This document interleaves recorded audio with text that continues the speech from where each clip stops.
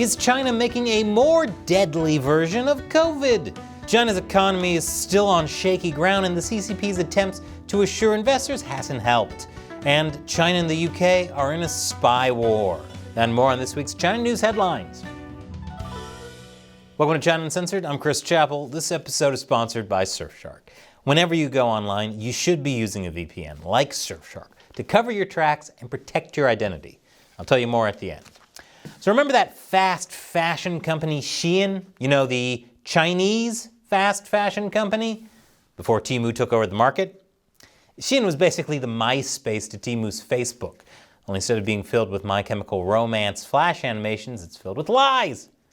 If you Google where Shein is based, Google pulls up its Wikipedia page, which says it's based in Singapore. Now, it's true that that's where its international headquarters are, but its DNA is fully Chinese.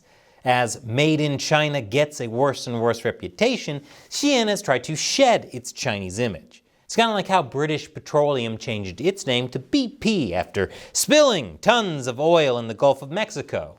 What? No, that was British Petroleum that did that. We're BP, we're hip, cool, and assume everyone's a moron with the attention span of a goldfish. But while Shein might want to look less Chinese, the Chinese government isn't holding up any pretenses. There were reports last year that Shein was filing paperwork to list on US stock markets. And this week, the government basically admitted that Shein was a Chinese company. When China's cybersecurity police started investigating the company over its IPO listing for potential national security risks. It wants to know how Shein is handling the data on its staff, suppliers, and partners in China, and what would be disclosed to foreign investors. According to the Wall Street Journal, the company is seeking a green light from China's securities regulator before it can list overseas. Oh, Shein! And they almost had us fooled. They were a Singaporean company. And here I thought we would be lifelong friends, like MySpace Tom. In China's ongoing spy war with the West, a whistleblower has claimed that the UK subsidiary of a Hong Kong-based company tried to get a UK visa for a Chinese spy. The whistleblower claims the company, Golden Way Global Investments, was also involved in laundering money. Spying and money laundering from a Chinese company? No. What are you going to tell me next? That the Trix Rabbit is trying to steal cereal from children? That's so out of character and not what they're exclusively known for doing.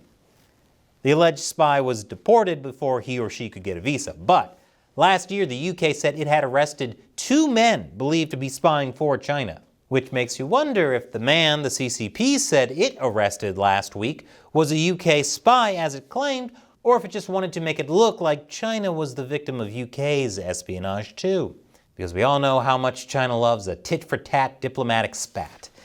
And speaking of tit-for-tat diplomatic spats, China's anti-dumping probe of French brandy could be the first bullet in a Europe-China trade war. Last year, the EU opened a probe into cheap Chinese EVs flooding the EU market, looking at whether they were being subsidized by the government. It also opened a similar probe into Chinese biodiesel and boom lifts. That China BP analogy I made earlier was spot on, because like BP's oil, China's products are causing a huge mess and spreading at an alarming rate. A trade lawyer at Field Fisher told Politico that China's investigation into French brandy was meant to send a message. He said China is basically pressuring these high-profile French brandy producers to use their open ear with the Élysée Palace to tell them the EU should be careful. Well, one thing's for sure. If China's a lightweight, it definitely needs to be careful with French brandy. And after the break, is China making a more deadly version of COVID? Welcome back. Can we just shut down all Chinese biolabs? Seriously? The Daily Mail reported this week that Chinese scientists have created a mutant coronavirus strain that attacks the brain and has a 100% kill rate in mice. Because why cure cancer or chickenpox when you can get more efficient at killing mice and potentially the human species? That's the only science we need. According to a pre-published study, the researchers took a COVID-like virus found in pangolins and transferred it to humanized mice to see how it would react in humans. Humanized mice? What, like Mickey? Leave those trouser-wearing rodents alone. The researchers said every one of the 8 mice that were infected with the virus died within 8 days. The head of the Genetics Institute at University College London wrote on X that it's a terrible study, scientifically totally pointless. Conversely, I could see how such stuff might go wrong. I don't mean to be pedantic, but when you say might go wrong, I think you mean has gone wrong for years. Guess it's time to start hoarding toilet paper again. And speaking of mass casualties, China's population dropped for a second year in a row in 2023. China's National Bureau of Statistics said the population dropped by just over 2 million, which just goes to show how thoroughly effective zero COVID was. But considering this is the CCP we're talking about, I would guess that 2 million is lowballing it. Of course, China likes to pin this decline on women who don't want to have babies. Fearing demographic collapse, the Chinese government has offered them sweeteners like cheaper housing, tax benefits, and cash. It has also invoked patriotism, calling on women to be good wives and mothers. Yep, the best way to get women who have been locked down for 3 years to want to have kids is to guilt trip them about not being patriotic enough and try and lock them down for 18 years. That's a bold move, Cotton. Let's see if it pays off. And after the break, things aren't looking good for China's economy. Welcome back. For a lot of people in China, the economy feels like it's in a recession. Maybe because China, again, missed analysts' GDP forecasts in the fourth quarter of 2023. A Reuters poll predicted China's economy would grow by 5.3%, only to have it grow by 5.2% last year. And since we know China's GDP is man-made, it's probably even worse than that. It's kind of like how guys on dating sites say they're 6 feet tall, then when you see them in person, you realize the only way they'd ever be over 6 feet is if they sat on someone else's shoulders inside a trench coat. Another Reuters poll predicted China's growth would further decline in 2024 to 4.6%. So yeah, even China's biggest cheerleaders aren't able to paper over how bad it is now. Jamie Dimon, the CEO of JP Morgan Chase, for example, is finally admitting that China's not the hot investment he's been telling people for years that it is. He said at Davos this year that anyone getting into the China market now needs to be a little worried because the risk-reward equation has changed dramatically. Which is really just another way of saying that his investments are positioned so he wins if people don't get into the China market, which is smart, considering not being invested in the China market is the best investment advice there is. This baby isn't invested in China. He's smarter than half the people on Wall Street. China's Premier Li Qiang spoke at Davos this week where he promised China would stay committed to its fundamental policy of opening its door wider to the world.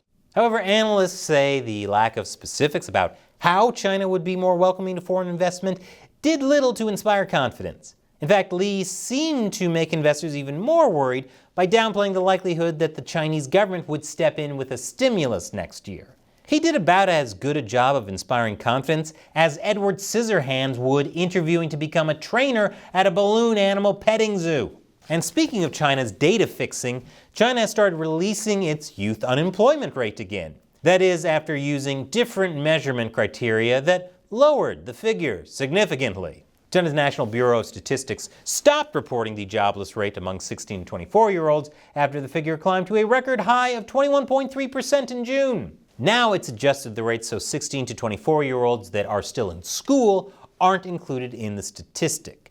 The new unemployment rate for that group is now a mere 14.9%, which makes China's economy look a lot better. At least until that rate starts going up as well.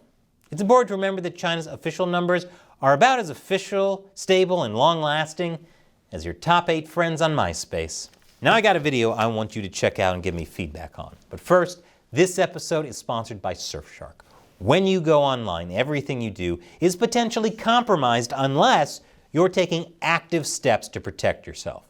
No matter where you live, no matter what you do online, you should always be keeping your internet activity private with a VPN like Surfshark. Here's just one of many reasons. When websites track you, they collect your browsing history and personal information. And a lot of them use that info to charge you higher prices. This is called price discrimination. That's technically legal, but so is fighting back. It works like this. Let's say you're shopping for airline tickets. You see a price, but close your browser before buying because you need time to decide. But that website remembers that you're interested, so their algorithm predicts that if you come back, you'd be willing to pay higher prices. So they might jack up the price just because they can. The same goes for hotels and car rentals. It can even depend on where the website thinks you're from. You might be charged more if it thinks you're from a rich country like Austria, and much less if it thinks you're from the Czech Republic. But when you use Surfshark to change your IP address and begin your search in a private browser tab, you're much more likely to get the lowest prices. So it's worth it to check out Surfshark. With just one account, you can connect as many devices as you want.